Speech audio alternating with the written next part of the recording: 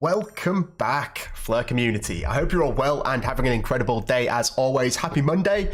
Yeah, you know what time it is. It's time for the weekly news update. We've got Anna in the house, Valiant Energy, we've got Rain, Professor, who else have we got? XRP Reaper, Crypto Granny, Thomas, Death Ranger, of course, D-Day, Stephen, E4 Rockin' 2.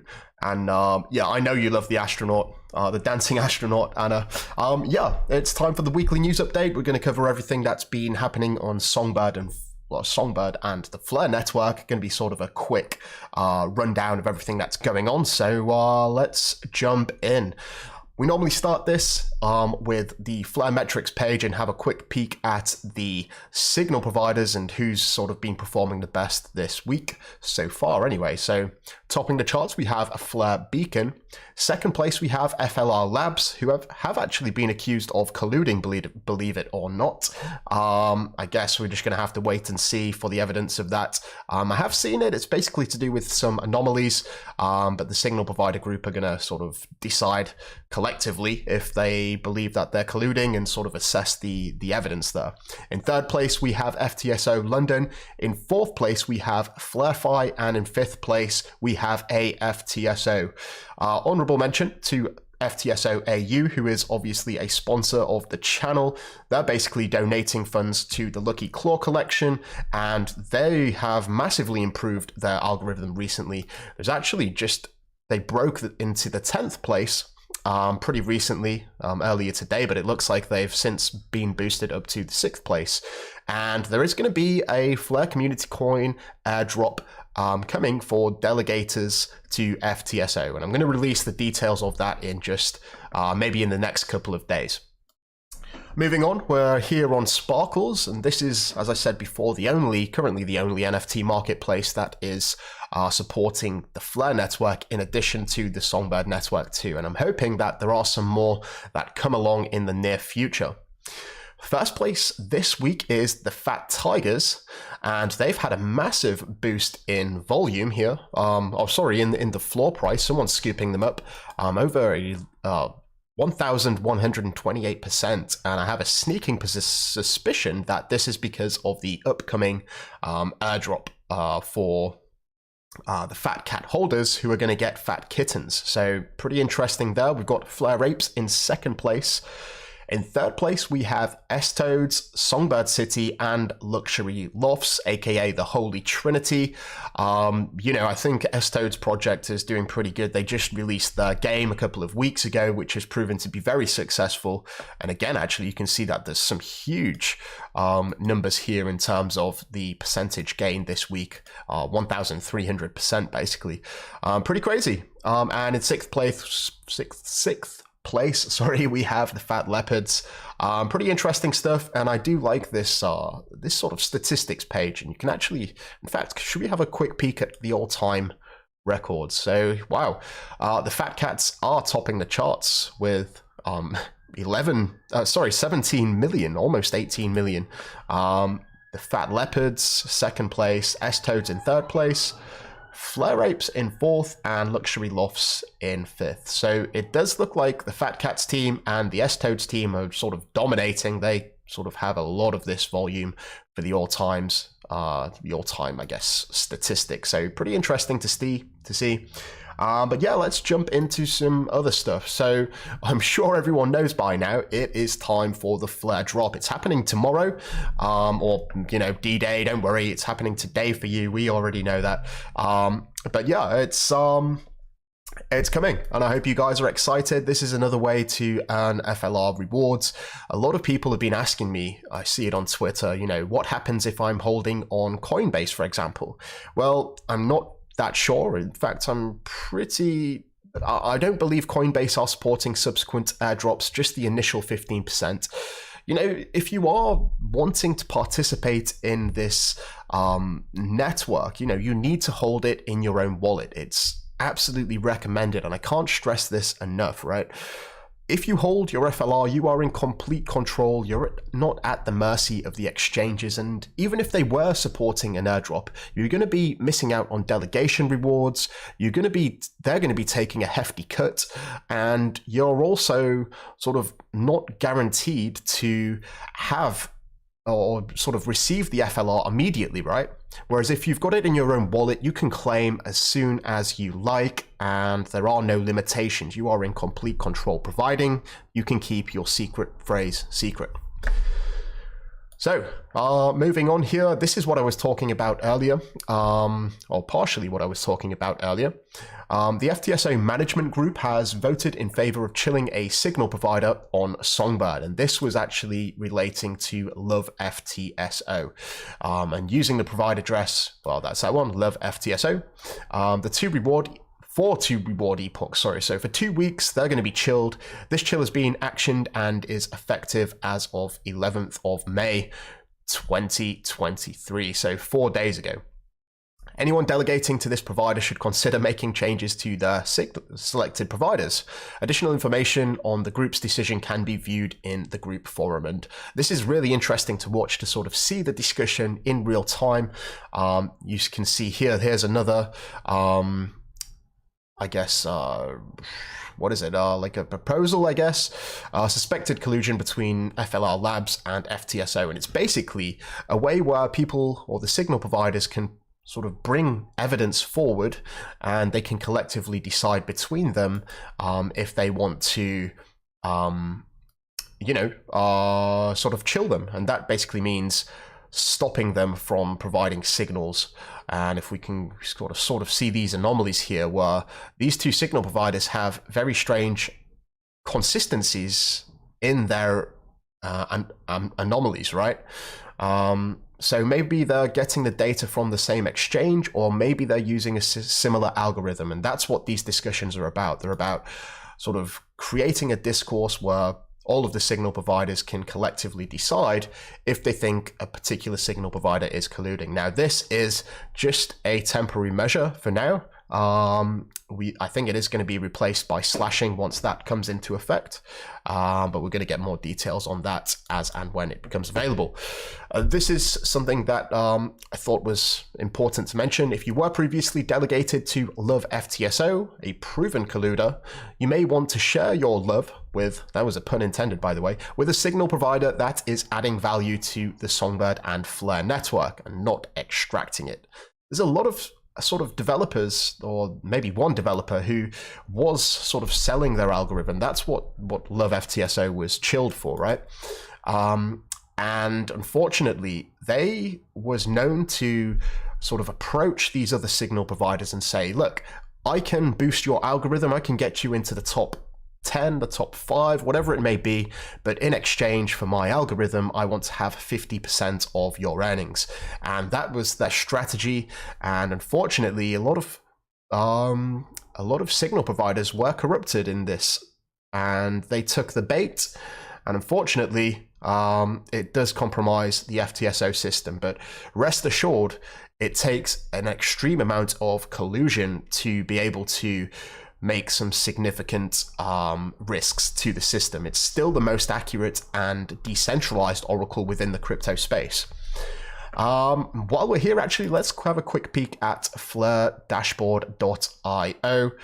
This is a great website to get more information about the signal providers, because a lot of people ask, you know, how do we know what is a good signal provider? How do we know what is not a good signal provider? Well, this is your resource for sort of finding out that information. You know, you've got a lot of the popular signal providers here, and anyone that is providing data for the time series Oracle, they should be in the know of what's going on in the actual network, the developments of the network, right? And Flare Dashboard is pretty well known now.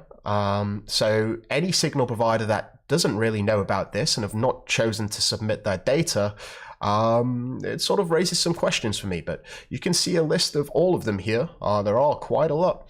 And it gives you information on the team, their operation history, the things that they've already built, the infrastructure and how much they actually pay for their services. You know, some signal providers actually have a larger outgoing because they provide other services. So for example, you know, Bifrost, they have an application that they use, the mobile app, that I'm sure that has certain overheads. You've got FTSO AU, who have built and host Flare Metrics, and their, you know, web DApp and all that good stuff. So yeah, this is the best place that you want to go if you want more information about the signal providers.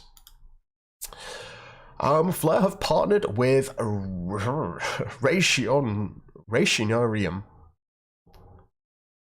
I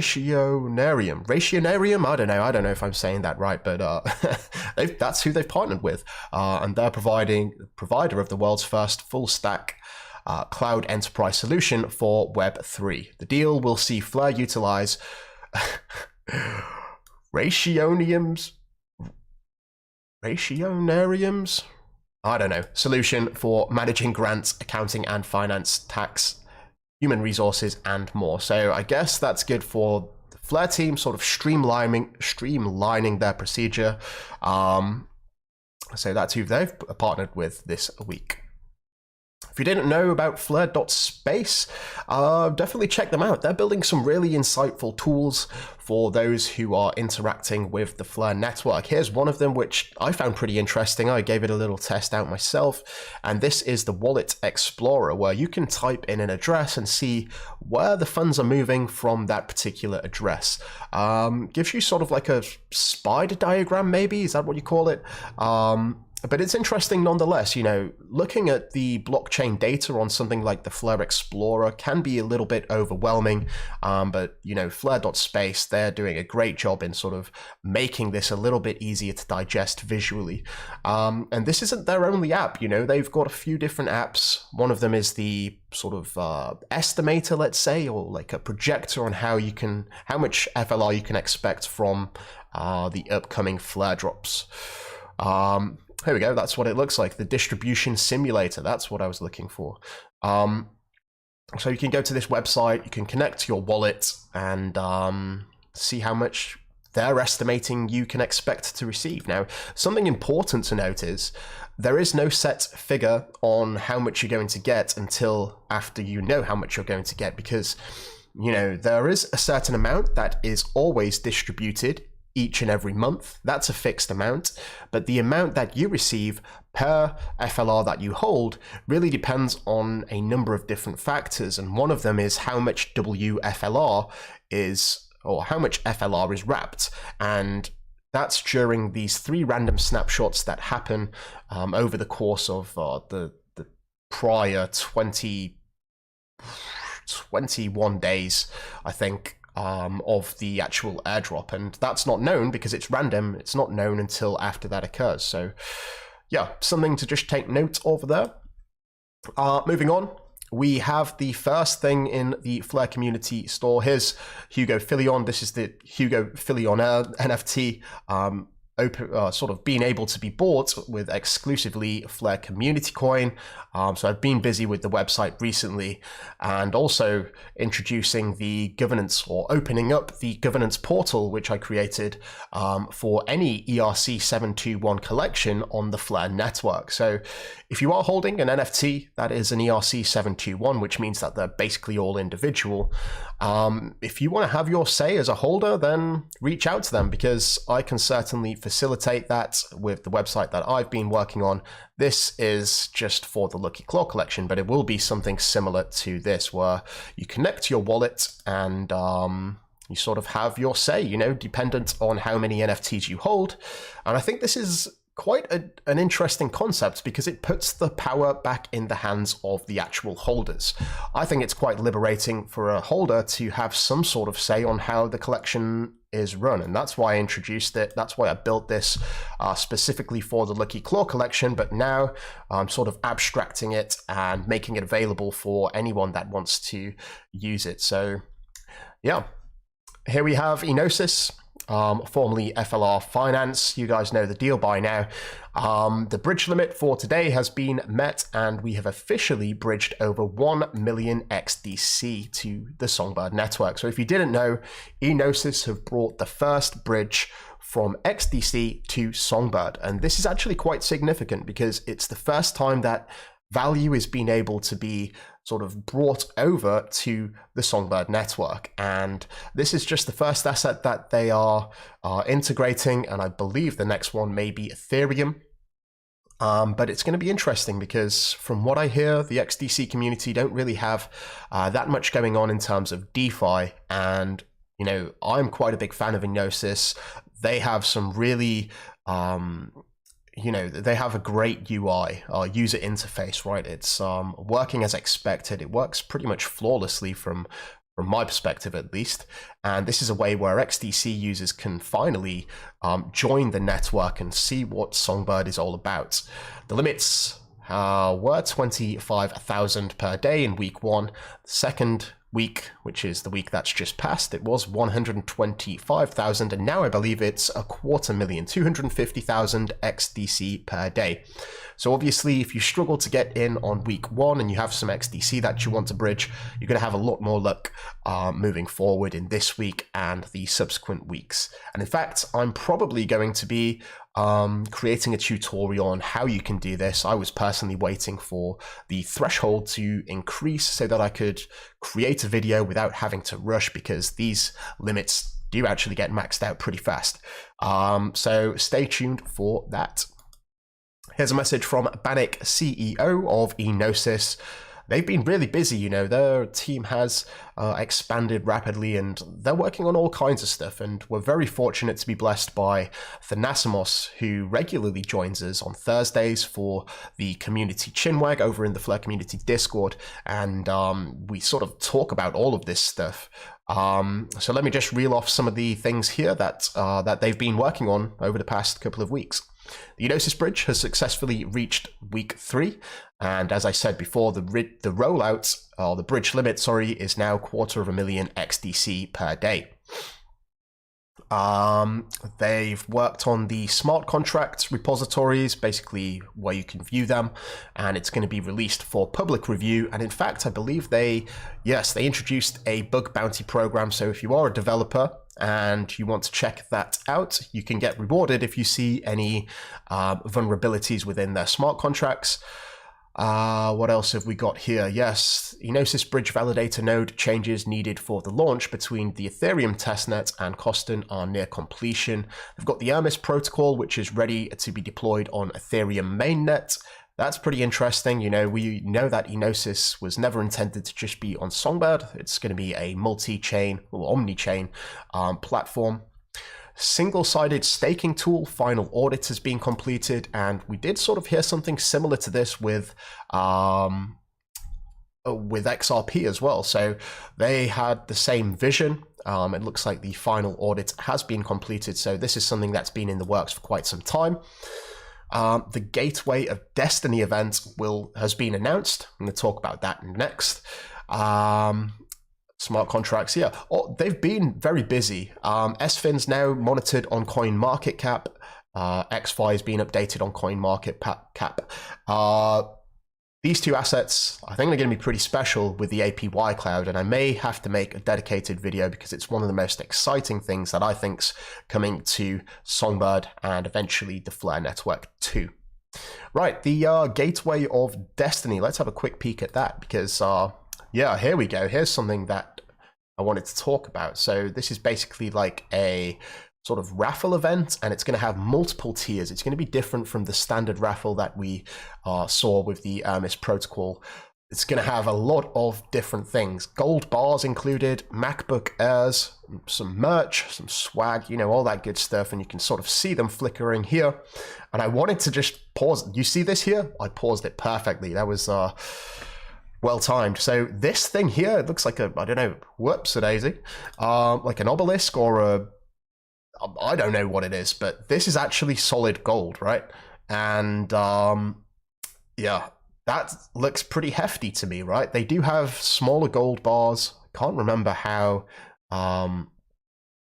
big the other gold bars, but they were pretty substantial. And I believe that the lowest amount, or the lowest weight was, I can't remember off the top of my head, but I think it was 90 grams. There's a gold bar. Look, you can sort of see it just flickering there.